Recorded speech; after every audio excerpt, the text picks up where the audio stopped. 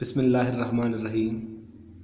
अज़ीज़ तलबा, मैं आपका teacher Mohammad Zaman Jamali, FG model public school second shift vacant.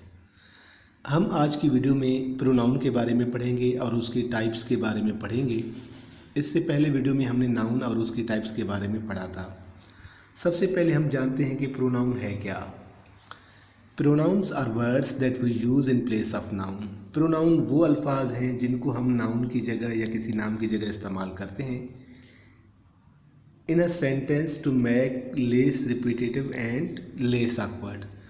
ऐसा कोई सेंटेंस जिसमें एक नाम एक से ज़्यादा मर्तबा इस्तेमाल होता है तो वो ऑकवर्ड लगता है, थोड़ा सा बुरा लगता है। इस वजह से हम एक मर्तबा अगर नाम को इस्तेमाल करते हैं तो उसके दूसरे हिस्से में हम प्रोनाउन को इस्तेमाल करते हैं। आम मिसाल मैं आपको प्रोनाउन की दे दूं, जैसे कि he, she, it, I, we, you, they. इस तरह के मज़ीद भी प्रोनाउन हैं जो कि आगे वीडियो में मैं आपको बताऊंगा। कोई 6 अक़साम के प्रोनाउन हैं वो हम पढ़ेंगे, लेकिन इसके सादा से मिसाल कौन से हैं प्रोनाउन के? He, she, it, I, we, you, they, इस तरह के। अज़ीज़ तलबा, सबसे पहले जो प्रोनाउन है वो है पर्सनल प्रोनाउन। प्रोनाउन का जो किस्म है, टाइप है, उसे कहते हैं पर्सनल प्रोनाउन। जैसे कि मैंने पहले अर्ज़ किया है कि कुछ ऐसे अल्फाज हैं जो नाउन की जगह इस्तेमाल होते हैं। He, she, it, I, we, you, they. आप यहाँ देख सकते हैं he, she, it, I, we, you, they. ऐसे अल्फाज जो हैं ये क्या हैं? प्रोनाउन है, लेकिन ये पर्सनल प्रोनाउन में आते हैं। पर्सनल प्रोनाउन के 3 अक़साम हैं। एक होता है कि सब्जेक्टिव केस। जो सब्जेक्टिव केस से मुराद ये है कि जो सब्जेक्ट में प्रोनाउन आते हैं, यानी जो सेंटेंस स्टार्ट होता है उसमें जो सबसे पहले सब्जेक्ट आता है। हर सेंटेंस में सबसे पहले सब्जेक्ट आता है, यानी कोई काम करने वाला। अगर वहाँ हम किसी बंदे का, शख्स का, किसी मखसूस चीज़ का नाम नहीं लेते, हम उसकी जगह प्रोनाउन इस्तेमाल करते हैं, इनको हम कहते हैं सब्जेक्टिव केस।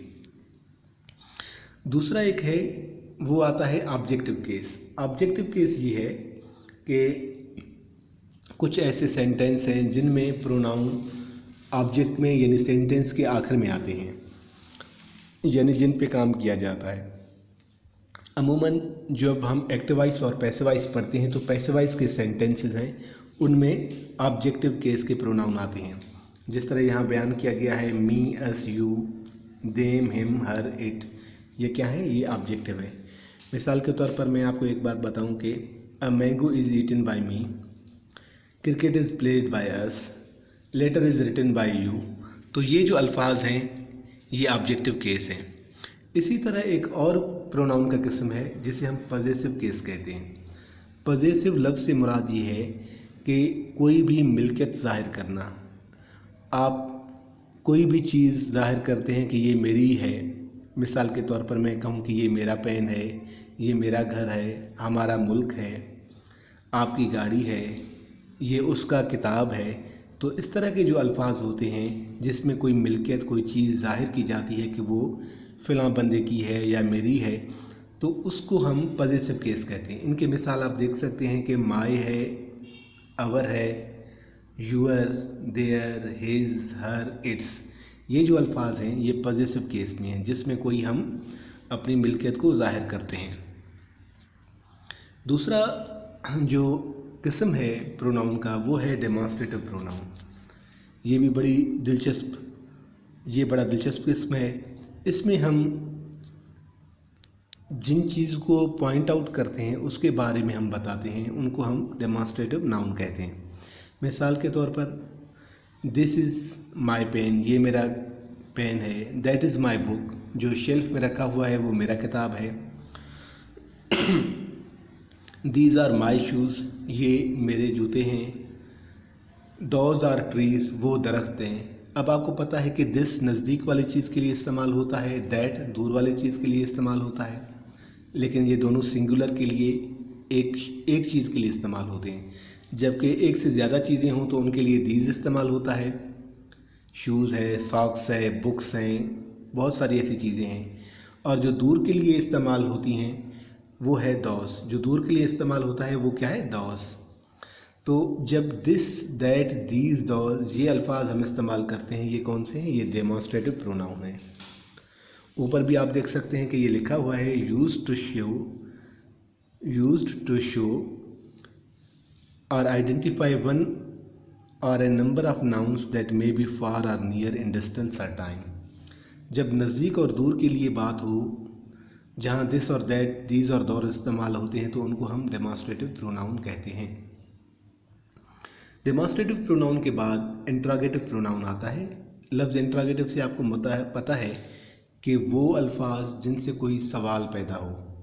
अब यहाँ आप देख लें कि who, whom, which, who ever, which ever, ये ऐसे अल्फाज हैं जिनको देखते ही हमें पता चलता है कि ये किसी सवाल में इस्तेमाल होते हैं। इनको दूसरे अल्फाज में हम WH फैमिली भी कहते हैं। WH फैमिली से मुराद ये है कि वो अल्फाज जो W और H के साथ शुरू होते हैं, who, whom, which, what, whoever, whichever, इन अल्फाज को हम इंट्रोगेटिव प्रोनाउन कहते हैं। अमूमन हम सवाल कहते हैं कि who are you, in which class do you study, what is your name.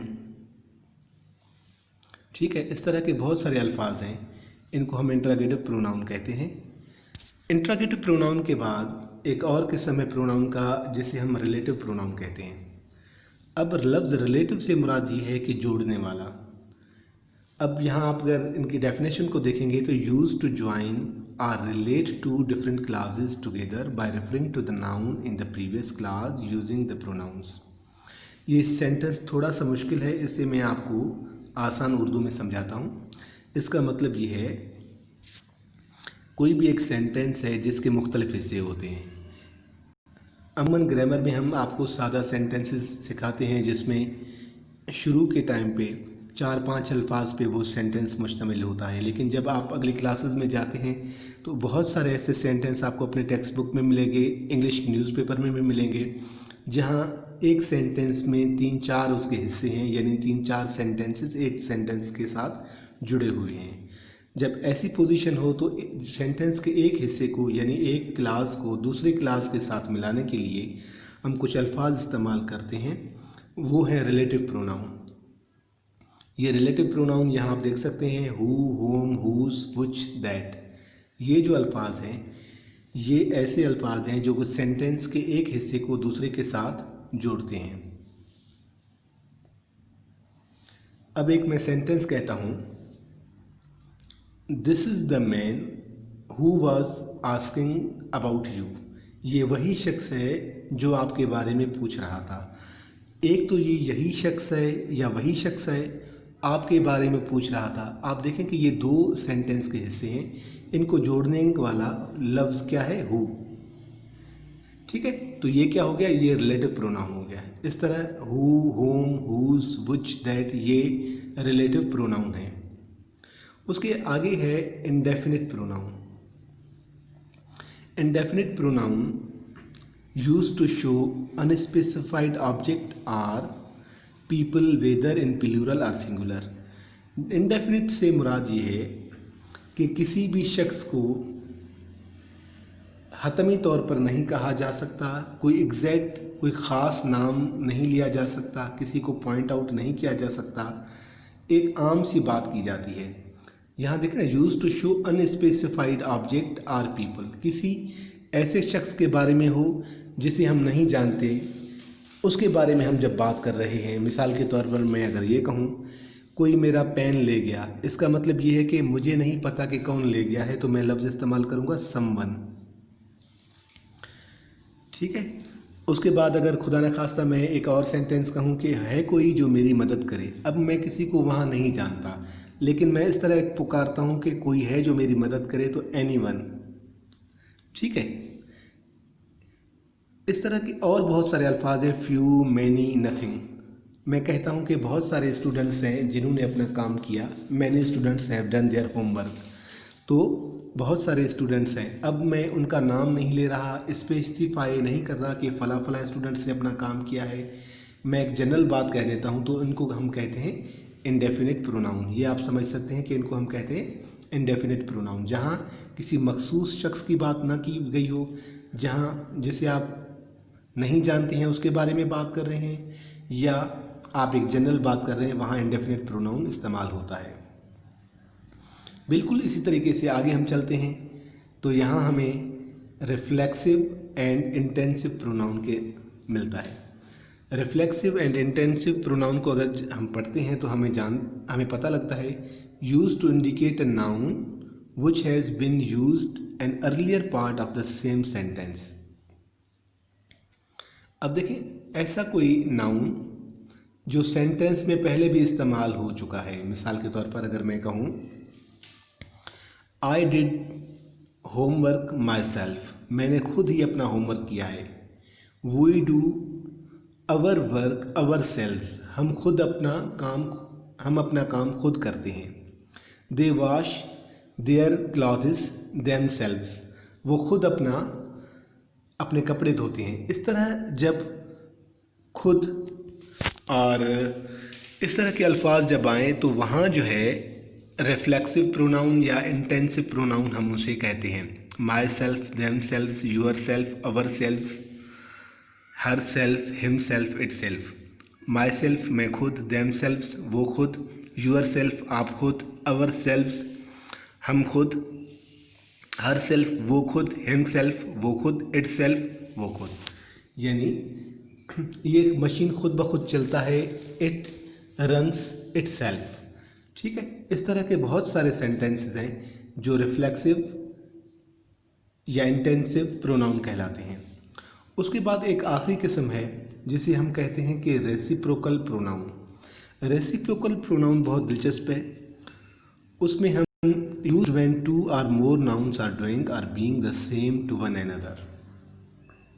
कोई एक काम है, कोई ख़ास काम है जो अक्सर जो है प्रोनाउन है वो एक दूसरे के साथ, यानी मिसाल के तौर पर मैं ये कहूँ हम एक दूसरे की मदद करते हैं, यानी मैं भी मदद करता हूँ और कोई दूसरा भी मुझसे मदद करता है, तो ईच अदर। इस तरह दे चीट वन अनदर, वो एक दूसरे को धोखा दे रहे हैं। तो जब धोखे की बात है, एक शख्स दूसरे को दे रहा है और दूसरा उसको दे रहा है। ठीक है, तो इस तरह के अल्फाज हैं ईच अदर, वन अनदर, तो उनको हम रेसिप्रोकल प्रोनाउन कहते हैं।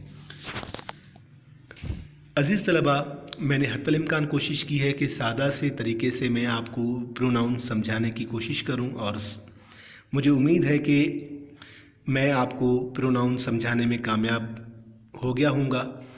मैं आपसे गुजारिश करता हूँ कि इन प्रोनाउन को अपनी नीट कॉपी पर लिखें और इनके आसान से सेंटेंसेस बनाएं और अपने टेक्स्ट बुक में जिस क्लास में भी आप पढ़ते हैं अपना टेक्स्ट बुक खोलें, उसका यूनिट 1, 2, 3, 4, 5 कोई भी एक यूनिट खोलें, उसमें देखें कि प्रोनाउन कौन से हैं, उनको अंडरलाइन करें। साथ में प्रोनाउन के साथ आप ये लिखें कि ये किस टाइप से बिलोंग करता है। पर्सनल का है, डेमोन्स्ट्रेटिव प्रोनाउन से बिलोंग करता है, इंट्रोगेटिव से बिलोंग करता है, रिलेटिव प्रोनाउन से बिलोंग करता है, इंडेफिनिट प्रोनाउन से बिलोंग करता है, रिफ्लेक्सिव या इंटेंसिव प्रोनाउन से बिलोंग करता है, या रेसिप्रोकल प्रोनाउन से बिलोंग करता है।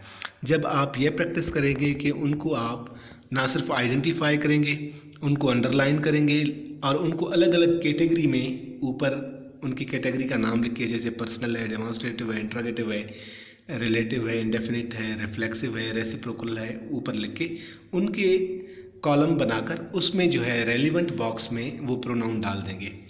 इससे आपको बहुत आसानी के साथ क्लियर हो जाएगा कि प्रोनाउन की कौन कौन सी अक़साम है, आपको याद भी हो जाएगा और साथ में आपके एग्ज़ाम के हवाले से भी आपको मदद मिलेगी। और स्पोकन इंग्लिश है जो बात करते हैं उसमें भी आपको अंग्रेज़ी बोलने में भी मदद मिलेगी। अल्लाह ताला आपका हामी व नासिर हो। मुझे इजाज़त दें। अल्लाह निगहबान।